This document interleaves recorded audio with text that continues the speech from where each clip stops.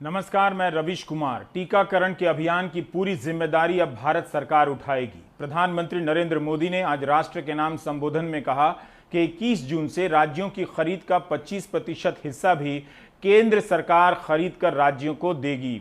18 साल से ऊपर के सभी को मुफ्त टीका दिया जाएगा। प्राइवेट अस्पतालों का 25% कोटा बरकरार रहेगा, लेकिन 150 से अधिक सर्विस चार्ज नहीं ले सकेंगे।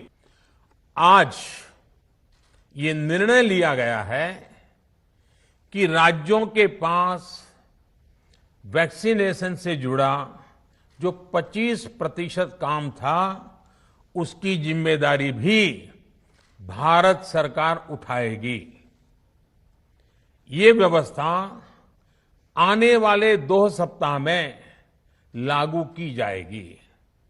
इन 2 सप्ताह में केंद्र और राज्य सरकारें मिलकर नई गाइडलाइंस के अनुसार आवश्यक तैयारी कर लेगी।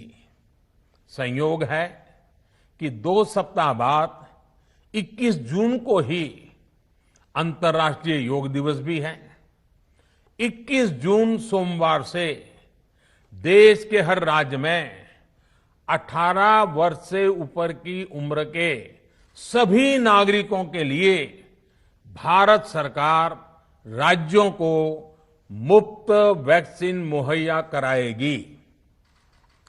वैक्सीन निर्माताओं से कुल वैक्सीन उत्पादन का 75% हिस्सा भारत सरकार खुद ही खरीद कर राज्य सरकारों को मुफ्त देगी। यानी देश की किसी भी राज्य सरकार को वैक्सीन पर कुछ भी खर्च नहीं करना होगा। प्रधानमंत्री ने इससे पहले राज्यों पर जवाबदेही डाल दी। कहा कि 16 जनवरी से लेकर 21 अप्रैल तक टीका अभियान की एक व्यवस्था चली आ रही थी, लेकिन राज्यों की तरफ से भांति भांति के स्वर उठने लगे। कहा जाने लगा कि संविधान में स्वास्थ्य राज्यों के विषय हैं, इसलिए फैसला किया गया कि 1 मई से टीका अभियान की जवाबदेही राज्यों को दे दी जाए। प्रधानमंत्री ने यह नहीं बताया कि केंद्र सरकार जिस टीका अभियान की रणनीति और उसकी तैयारी पिछले कई महीनों से बना रही थी और 16 जनवरी से वो अभियान चला आ रहा था, जब राज्यों को दिया गया तो उन्हें सिर्फ 11 दिन का वक्त दिया गया। 19 अप्रैल को ऐलान होता है कि राज्य टीका अभियान चलाएंगे और कहा जाता है कि 21 मई से शुरू होगा। कितना कम समय दिया गया राज्यों को। यही नहीं, सुप्रीम कोर्ट में सरकार ने हलफनामा देकर कहा था कि भारतीय कंपनियों से केंद्र सरकार 50% टीका खरीदेगी, राज्य और प्राइवेट अस्पताल 25% टीका खरीदेंगे, लेकिन कोई राज्य कितना टीका खरीदेगा इसका कोटा केंद्र से तय होगा। यही नहीं, राज्यों को केंद्र से अधिक दाम पर टीका मिल रहा था। इस बात की खूब आलोचना होने लगी। अदालत में और अदालत के बाहर पूछा जाने लगा कि यह कैसी नीति है कि एक ही कंपनी से केंद्र सरकार सस्ते दाम में टीका खरीद रही है और उसी कंपनी से राज्य सरकार 2 गुने से अधिक दाम पर टीका खरीद रही है। यह नीति केंद्र ने बनाई थी, लेकिन इस बारे में प्रधानमंत्री ने कुछ भी नहीं कहा। राज्यों पर ही सारा दोष डाल दिया। नहीं बताया कि केंद्र ने ऐसी नीति बनाई थी कि राज्य महंगे दामों में टीका खरीदें, लेकिन पैसा राज्य ही दें। राज्य पूछने लगे कि केंद्र ने टीका खरीदने के लिए 35,000 करोड़ का प्रावधान किया था केंद्रीय बजट में, वो पैसा कहां है? उसी पैसे से टीका खरीदकर राज्यों को दिया जाए ताकि राज्यों पर अतिरिक्त आर्थिक बोझ ना पड़े। यही नहीं, राज्यों को ग्लोबल मार्केट से टीका खरीदने के लिए छोड़ दिया गया, जबकि यह काम केंद्र का होना चाहिए था। राज्य अपनी जवाबदेही में फेल नहीं हुए, बल्कि कहने लगे कि टीका तो केंद्र को खरीदना था। कोई भी कंपनी राज्य सरकार से सौदा नहीं करना चाहती थी, केंद्र से गारंटी चाहती थी। राज्यों के दबाव में आने से पहले केंद्र को इन पहलुओं पर विचार कर लेना चाहिए था या पता होना चाहिए था। जब एक के बाद एक ग्लोबल टेंडर फेल होने लगे और भारतीय कंपनियों से टीका मिलने का चांस कम होने लगा, तब अशोक गहलोत, अरविंद केजरीवाल, नवीन पटनायक, पिनराई विजयन, हेमंत सोरेन जैसे विपक्ष के मुख्यमंत्री आवाज उठाने लगे। केरल विधानसभा ने प्रस्ताव पास किया कि केंद्र ही टीका खरीदे। केंद्र टीका अभियान का अधिकार दे, इसलिए किसी विधानसभा ने प्रस्ताव पास नहीं किया था। नवीन पटनायक ने राज्यों को पत्र नहीं लिखा था। 5 जून को राहुल गांधी ने कहा कि केंद्र ही खरीद करे और वितरण करे। प्रधानमंत्री ने विपक्ष की बात तो मानी, लेकिन सारा दोष राज्यों पर डाल दिया। इतने बड़े काम में किस तरह की कठिनाइयां आती हैं, ये भी उनके ध्यान में आने लगा। उनको पता चला पूरी दुनिया में वैक्सीन की क्या स्थिति है, इसकी सच्चाई से भी राज्य परिचित हुए। और हमने देखा एक तरफ मई में सेकेंड वेव, दूसरी तरफ वैक्सीन के लिए लोगों का बढ़ता रुझान, और तीसरी तरफ राज्य सरकारों की कठिनाइयां। मई में 2 सप्ताह बीतते बीतते कुछ राज्य खुले मन से ये कहने लगे कि पहले वाली व्यवस्था ही अच्छी थी। धीरे धीरे इसमें कई राज्य सरकारें जुड़ती चली गई। वैक्सीन का काम राज्यों पर छोड़ा जाए, जो इसकी वकालत कर रहे थे उनके विचार भी बदलने लगे। एक अच्छी बात रही कि समय रहते राज्य पुनर्विचार की मांग के साथ फिर आगे आए। राज्यों की इस मांग पर हमने भी सोचा कि देशवासियों को तकलीफ ना हो, सुचारू रूप से उनका वैक्सीनेशन हो। इसके लिए 1 मई के पहले वाली, यानी 1 मई के पहले 16 जनवरी से अप्रैल अंत तक जो व्यवस्था थी, पहले वाली पुरानी व्यवस्था को फिर से लागू किया जाए। 18 अप्रैल को ममता बनर्जी ने लिखा था कि टीका खरीदने की जिम्मेदारी राज्य पर डाल दी जाए, राज्य अपने फंड से टीका खरीदें। पंजाब के मुख्यमंत्री ने भी कहा कि राज्य को अपनी वैक्सीन नीति बनाने दें। प्रधानमंत्री ने कहा कि कुछ ही समय बाद राज्य विरोध करने लगे। विरोध करने वालों में बीजेपी शासित राज्य नहीं थे, लेकिन क्या केंद्र ने वही नीति बनाई जैसी राज्य चाहते थे कि हमें सस्ता टीका मिले या केंद्र से दुगने दाम पर मिले?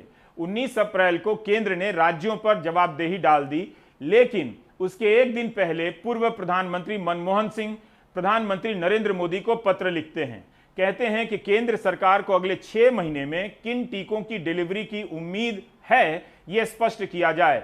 यह भी लिखा कि पहले ही टीके का ऑर्डर दे दिया जाए। यह भी बताएं कि कैसे इस सप्लाई को राज्यों में वितरण किया जाएगा। 10% इमरजेंसी के लिए रख लें, लेकिन बाकी का प्रयोग किस तरह करना है, इसे लेकर राज्य ठीक से प्लान कर सकें।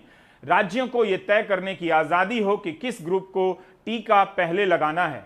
45 से नीचे वालों में भी अगर वो किसी को टीका लगाना चाहें, जैसे कि कोई फ्रंटलाइन वर्कर हो, तो ये आजादी उन्हें हो। कंपल्सरी लाइसेंसिंग प्रोविजंस लागू किया जाए ताकि ज्यादा से ज्यादा कंपनी टीका बना सकें, और ये कि जिन टीकों को बाहर की विश्वसनीय संस्थाओं ने अनुमति दे दी है, उन्हें भारत में आने की अनुमति दे दी जाए।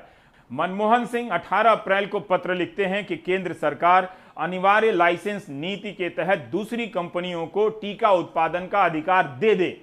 इस बात को समझने में केंद्र सरकार लंबा वक्त लगा देती है।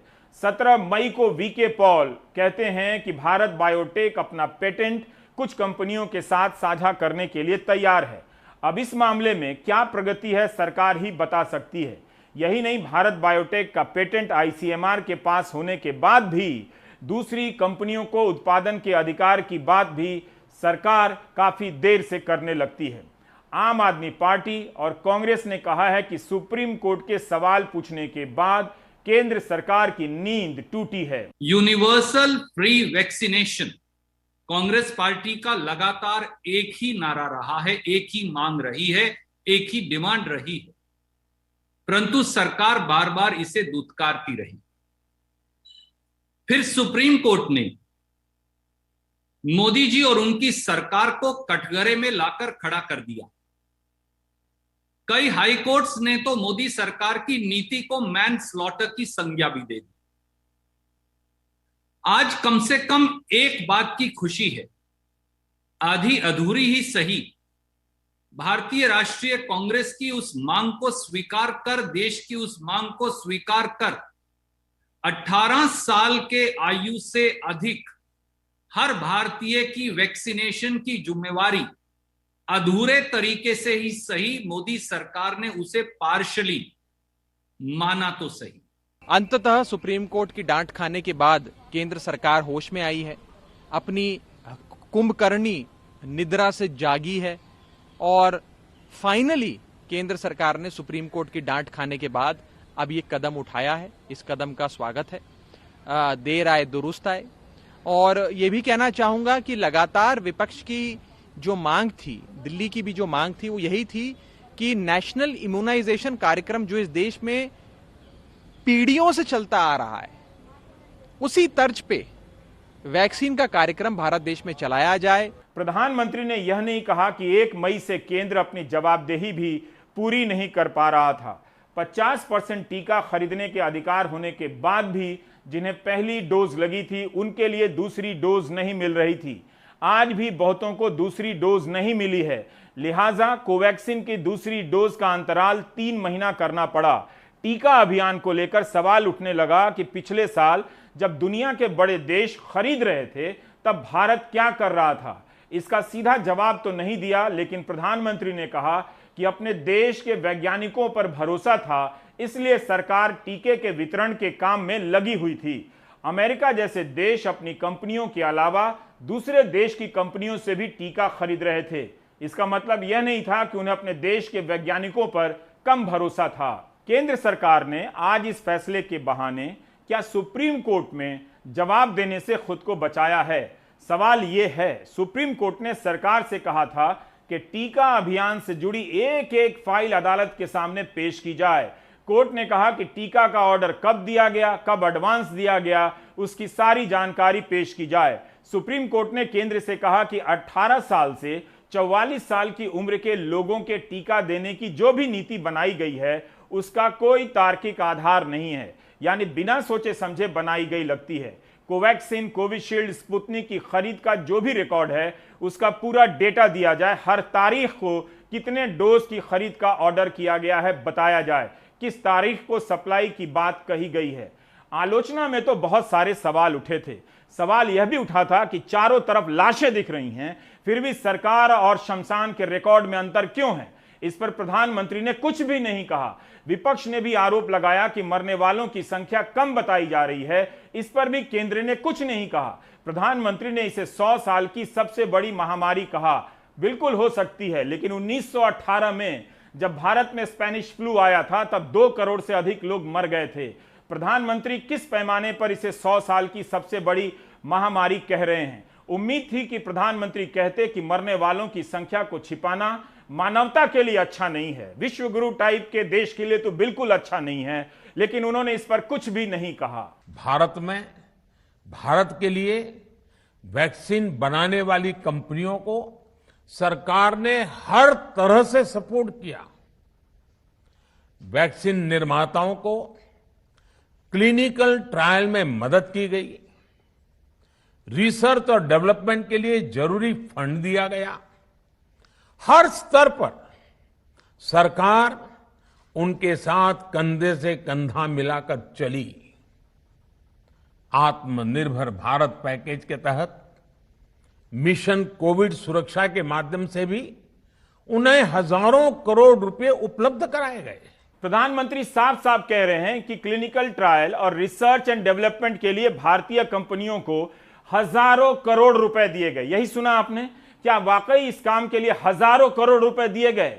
9 मई को सुप्रीम कोर्ट में उनकी ही सरकार ने हलफनामे में कहा है कि सीरम और भारत बायोटेक को क्लिनिकल ट्रायल के लिए कुल 46 करोड़ रुपए दिए गए हैं। इसी हलफनामे में केंद्र सरकार कहती है कि इन दोनों कंपनियों को टीके की रिसर्च और डेवलपमेंट के लिए 1 पैसा नहीं दिया गया है, जबकि कोवैक्सीन को पीपीपी मॉडल से बनाया गया है। इसमें आईसीएमआर और भारत बायोटेक दोनों साझीदार हैं।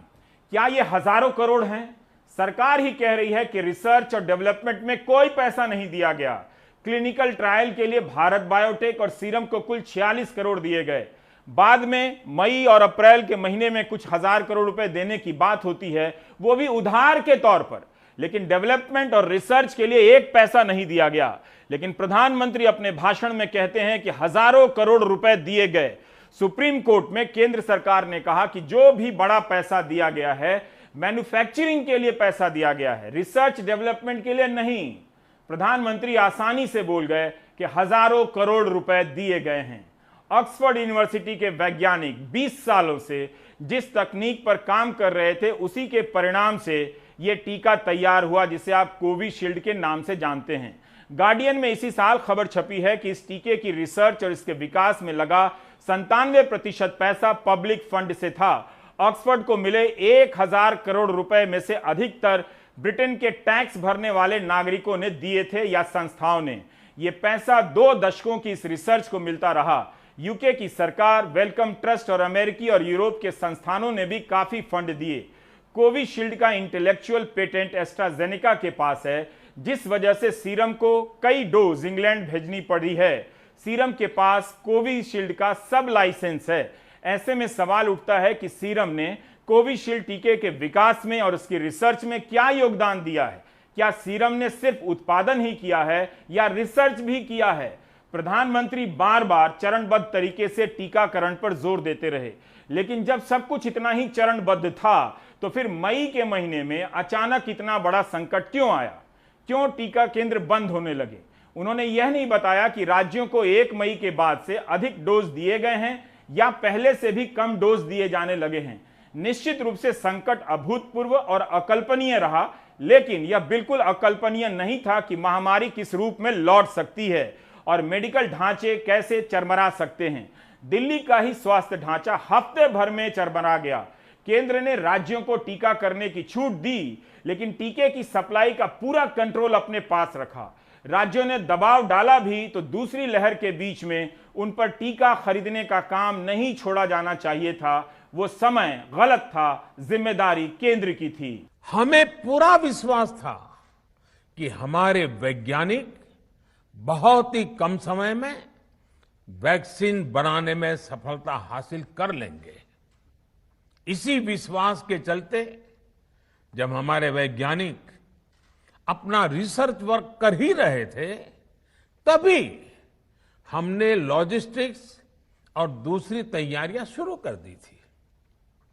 आप सब भली भांति जानते हैं कि पिछले साल यानी 1 साल पहले, पिछले साल अप्रैल में जब कोरोना के कुछ ही हजार केस थे, उसी समय वैक्सीन टास्क फोर्स का गठन कर दिया गया था।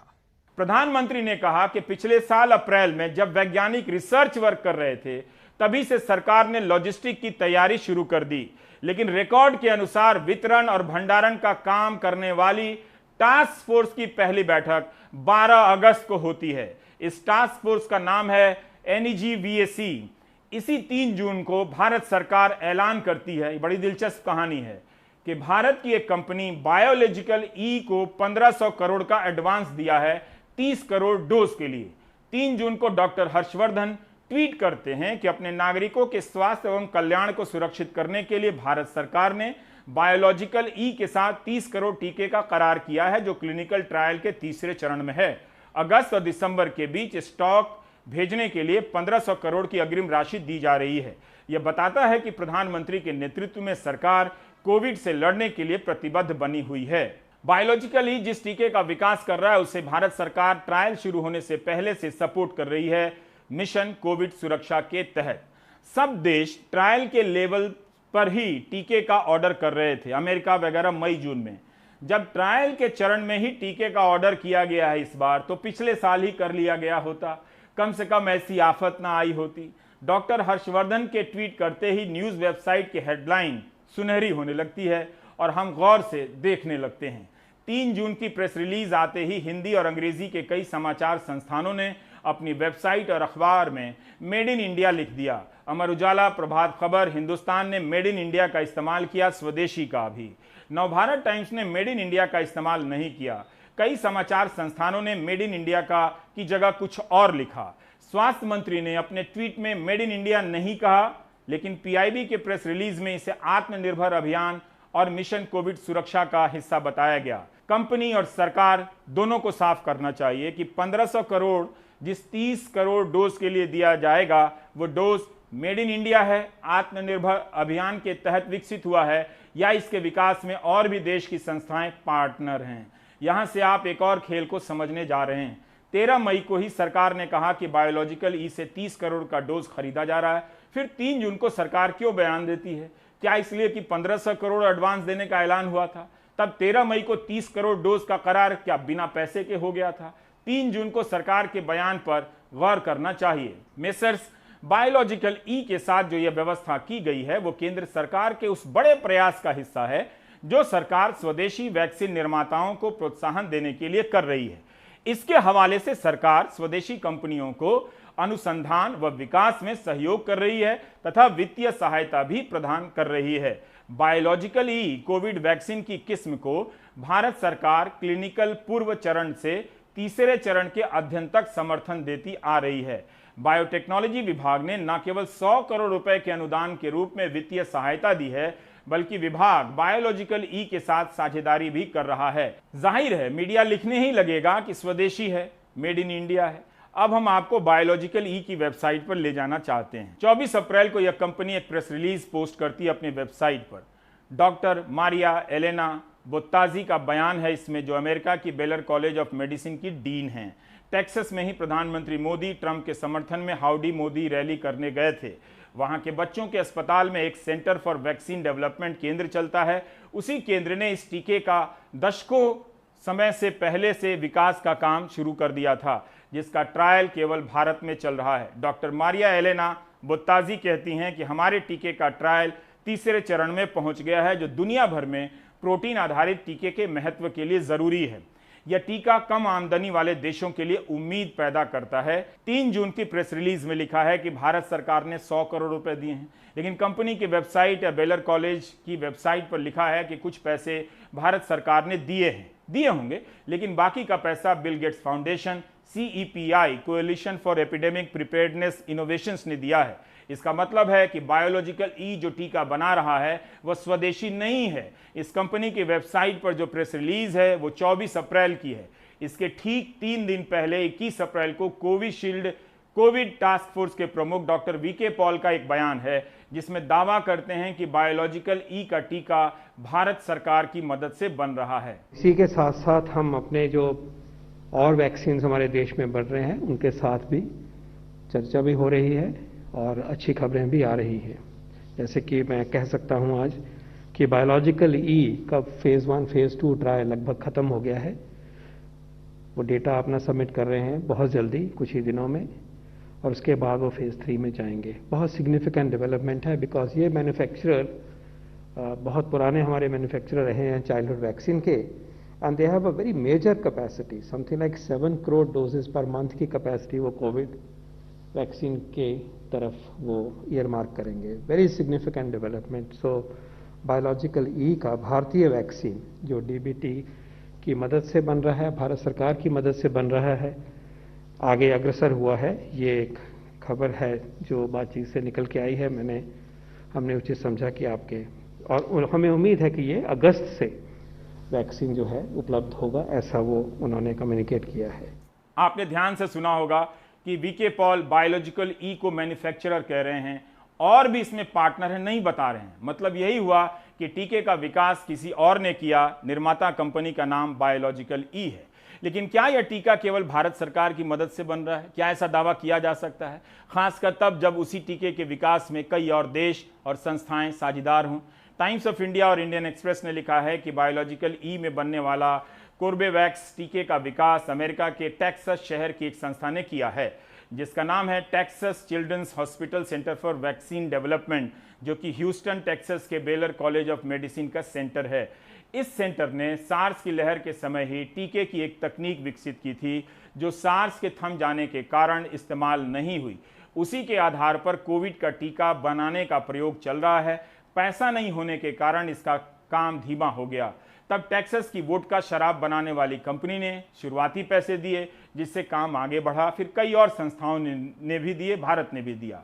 टीका बनाने वाली कंपनी के प्रमुख डॉक्टर पीटर ह्यूटेस का बयान है कि यह कंपनी पेटेंट में यकीन नहीं करती है, सारा डेटा पब्लिक में डाल देती है ताकि कम आमदनी वाले देश इसका इस्तेमाल कर सकें। सरकार को बताना चाहिए कि बायोलॉजिकल ई कितने टीके का उत्पादन करेगी और उसके कितने हिस्से पर भारत का नियंत्रण होगा। आप भी सोचिए, अगर अखबार इस तरह से रिसर्च करते और बताते तो एक पाठक और एक दर्शक के रूप में आप कितने अलग होते। लेकिन आप तक यही सूचना पहुंची है कि यह स्वदेशी टीका है, जो कि है नहीं। ये website CEPI the Coalition for Epidemic Preparedness Innovations की है। इस संस्था का मुख्यालय नॉर्वे के ओस्लो में है। इसने 29 दिसंबर 2020 को ऐलान किया कि एक टीके के विकास और निर्माण के लिए हैदराबाद की कंपनी बायोलॉजिकल ई लिमिटेड के साथ करार किया गया है। CEPI $5 मिलियन यानी 36 करोड़ रुपए की शुरुआती रकम देगी ताकि बड़े स्तर पर उत्पादन के लिए टीके के निर्माण की क्षमता बढ़ाई जा सके। इस ऐलान में लिखा है कि वैक्सीन कैंडिडेट को भारत सरकार के डिपार्टमेंट ऑफ बायोटेक्नोलॉजी ने भी सीड फंडिंग दी है। जो वैक्सीन बनेगी उसे कोवैक्स के जरिए उपलब्ध कराया जाएगा, यानी कई और देशों को देना होगा। प्रधानमंत्री ने राष्ट्र के नाम जो संबोधन पेश किया है उसमें ऑक्सीजन को भी लेकर काफी कुछ कहा गया है। वक्त कम था और सारी बातों की समीक्षा इतनी जल्दी करने का कोई तुक भी नहीं बनता है, तो आराम से करते रहेंगे। कुछ बातें मुझसे भी जल्दी में छूट गई होंगी। अब लेते हैं ब्रेक के बाद बात करेंगे कुछ और रिपोर्ट की।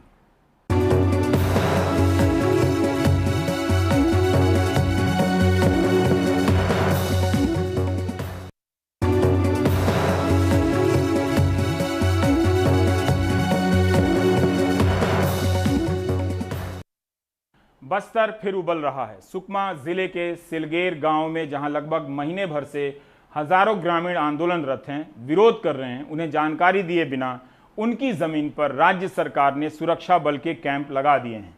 उन्हें पीछे धकेलने के लिए गोलियां चली, जिसमें कथित तौर पर 3 ग्रामीणों की मौत भी हुई। वहीं कांकेर में भी पुलिस पर नक्सली के नाम पर जबरन नाबालिग को सरेंडर कराने के आरोप लगे हैं।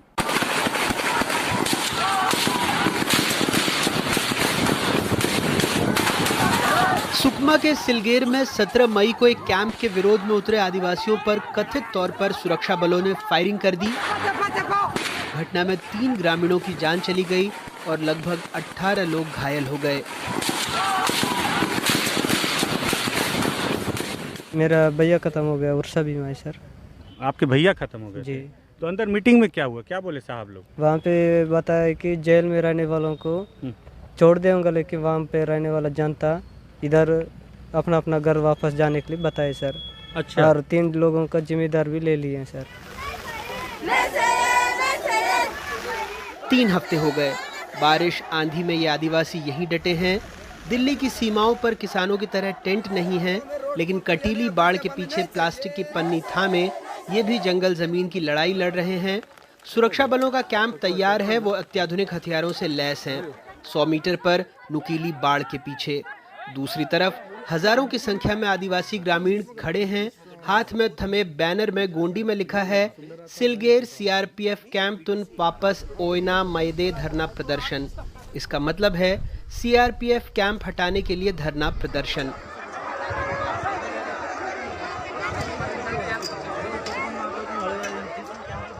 हम लोग वही कैंप हटाने का है, विरोध है, वही है। क्यों विरोध कर रहे हो दादा कैंप? क्यों विरोध करने बोलने से कैंप अगर वहाँ पर तर्रे कैंप रहा और वहाँ से यहाँ लाए, वहाँ रहते रहते क्या होता है, जंगल झाड़ी जाना है, आदमी को पकड़ना मारना है। ये जो कैंप बनाते हैं तो इसी का आधार से बना रहे हैं रोड का अनुसार।